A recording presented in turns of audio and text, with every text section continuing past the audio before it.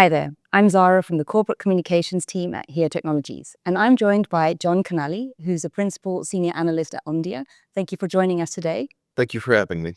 So John, you recently published the annual Omdia Location Platform Index. Could you tell us a little bit more about the report?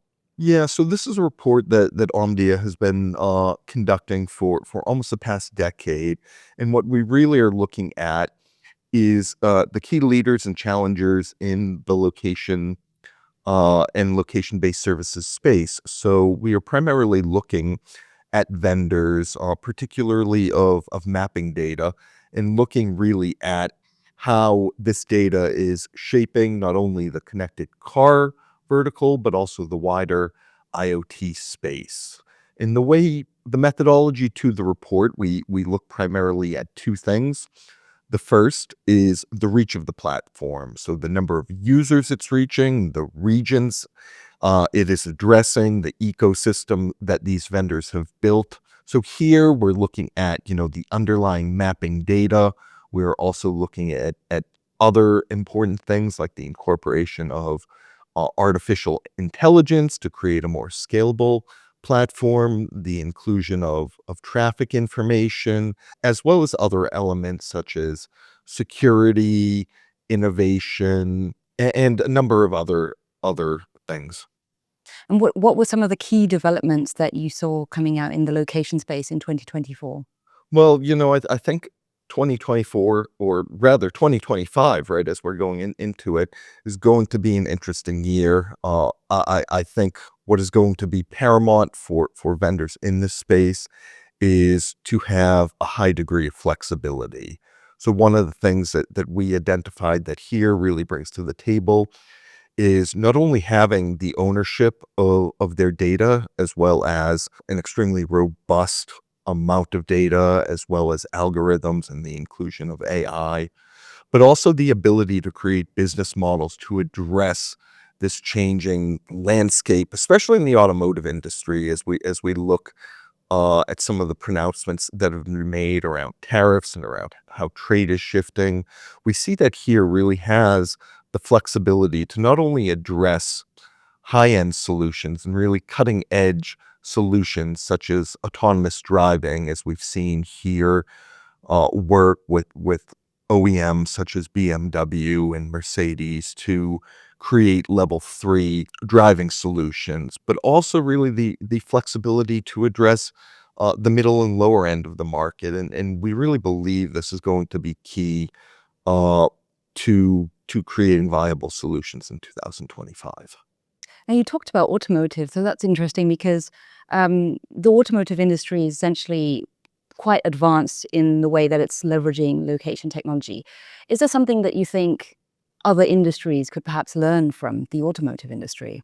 In terms of other industries and how they're incorporating location-based services, I think one of the key things that we are seeing in firstly verticals that are a bit more adjacent to automotive. So if you think of the fleet and transportation market, obviously location-based data is paramount to them as well. They need to ensure that they are efficiently delivering products as well as efficiently managing their fleets as we see spikes in fuel prices, managing the cost of the fuel associated with ensuring that deliveries are made is also crucial to these companies. But if we step a little further outside of other verticals, one key area we're seeing is the need for private mapping. So for companies, perhaps the company is in the logging space and they have uh, forests that they are covering, understanding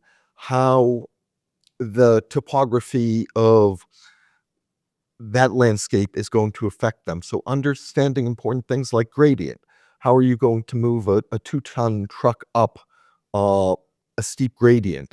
How are you going to address efficiently mining a space if you don't really understand the space that you're working in?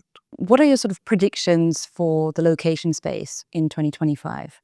It will become even more important as we see EVs really starting to take an ascendant role in mature markets.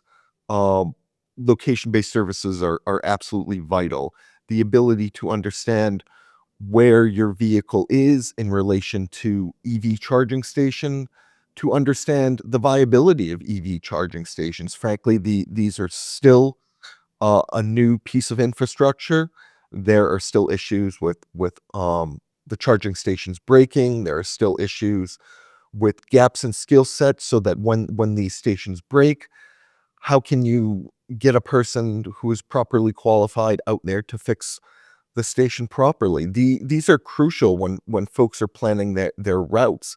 There is still a lot of anxiety around the range of vehicles, and having the mapping and the location of these stations built in and integrated to the actual battery of the vehicle, so that you can properly understand what range you're actually working on, as well as taking into account other elements of the vehicle, such as the air condition. If the air conditioning is running, it is going to affect your battery differently than if it's not running, as well as if you are, in a mountainous area and you are going up steep inclines, that is going to impact the battery. So the information that companies like Here bring to the table are crucial for automotive OEMs delivering a best-in-class user experience.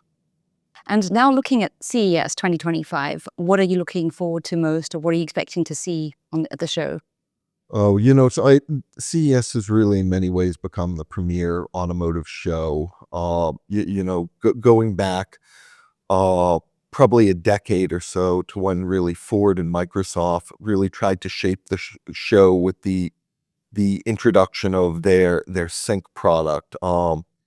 It has brought more and more OEMs to the table, and each year they're really trying to outdo each other with what they're showing, whether it's proof of concept, whether it is announcements expanding what they're doing. I think there will be some interesting announcements around infotainment.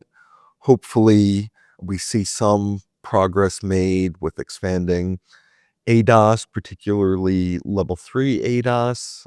It should be an interesting show. For sure. And what do you think are some of the sort of biggest trends then related to ADAS, et cetera, that you expect are going to dominate the headlines? I think one of the more interesting trends that we will see is what is taking place in the robotaxi space. So this space, has been of interest to OEMs, but it's a very difficult space and very expensive space to operate in. And there is still questions as to the path to monetization, and certainly many, many questions arising around, well, okay, you can monetize, but can you recoup on the capital that you've already expended? So right now, Waymo is the leader in the space, but it should be interesting to hear what others are doing and what their announcements might be at the show. Is there anything that you sort of expected to sort of advance and happen in 2024 that perhaps didn't, and you're hoping you may see some advancements in 2025? For all the talk of software-defined vehicles, I think there's still major gaps between the leaders in the space and the followers, as well as the companies that are arguably being left behind right now. Those, particularly EV startups that were able to architect basically with a blank canvas, have done very well in making software-defined vehicles a reality.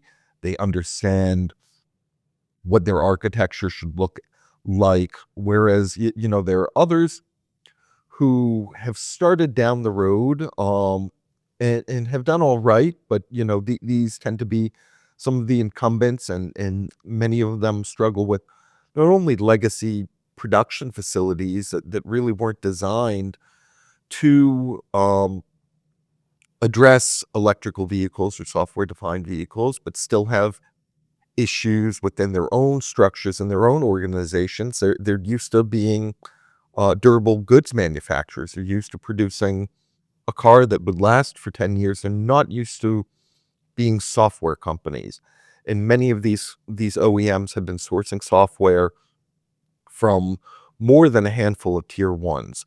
So the software in one ECU might be different from that of another. And, very often the various domains within the vehicle, whether it's infotainment, whether it's ADAS, have not been designed to talk to each other, have not been designed to communicate. They're held very separately, and that creates a disharmony. And even worse are some of the OEMs that have basically had to reset their visions of becoming software-defined vehicle makers. I don't want to point to any in particular, but clearly there are some OEMs that have seen major pitfalls associated and are really looking to reset their strategies.